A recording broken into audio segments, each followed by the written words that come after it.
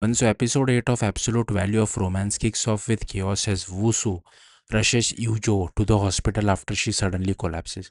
He's clearly shaken, pacing anxiously while she is taken into emergency care. For a moment it feels serious, but then comes the unexpected twist. The doctor reveals that Yuju is completely fine and the cause constipation. Yeah, not exactly the dramatic diagnosis anyone was expecting. Iju is mortified, and honestly, who wouldn't be? She immediately asks Wusu to leave, unable to deal with the embarrassment. Things only get worse when her parents arrive, and she goes as far as asking them if she can transfer schools to avoid facing him again. Back at home, Daju apologizes to Wusu for forcing Yuju to secretly flame him earlier. Their usual bickering kicks in again, but this time it feels lighter, almost like the tension between them is starting to ease. Even Donju and Guijo notice the shift. Meanwhile, Yujo is stuck in her own thoughts. Lying in bed, she starts thinking about Wusu, and before she knows it, her imagination starts running wild. She catches herself, though, snapping out of it and falling asleep, but it's clear her feelings are starting to get complicated. The next morning, she tries to avoid Wusu completely, but of course, he stops her. Instead of addressing the awkwardness, he gives her practical advice: exercise more, sleep properly, and maybe cut down on fast food. Not exactly comforting, but very on brand for him. Iju tries to brush him off, but things take another turn when other teachers show up and start teasing her about her condition. That's when she realizes something important. Daju didn't actually know her secret, which means Wusu didn't expose her identity as BL novelist after all.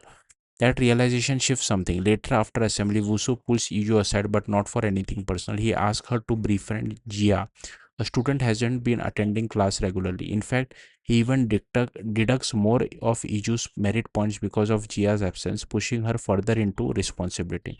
In class, Iju discusses Jia with Genie, who describes her as distant, but Iju defends her, pointing out that being quiet and introverted doesn't mean someone is unfriendly. It's a small moment, but it shows Iju starting to understand people more deeply.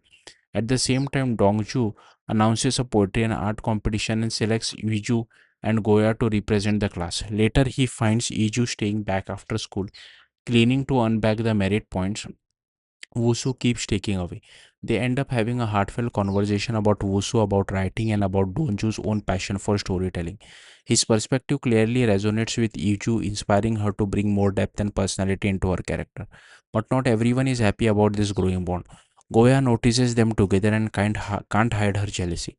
That night, Viju pours everything into her writing. She works on the next chapter of her story, continuing to shape Wusu's character as rich and arrogant, and waits nervously for his feedback.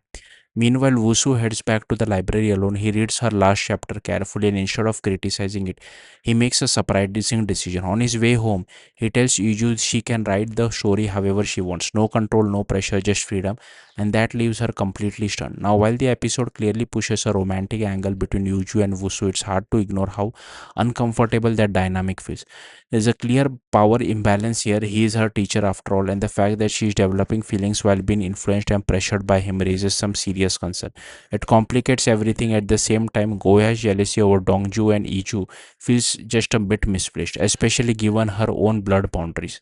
But the show doesn't seem too interested in addressing that directly. Instead, episode 8 leans into emotional tension, character growth, and messy relationships, setting the stage for even more complicated developments ahead. And if this is where things are headed, it's only going to get more intense from here. Thank you for watching. Bye.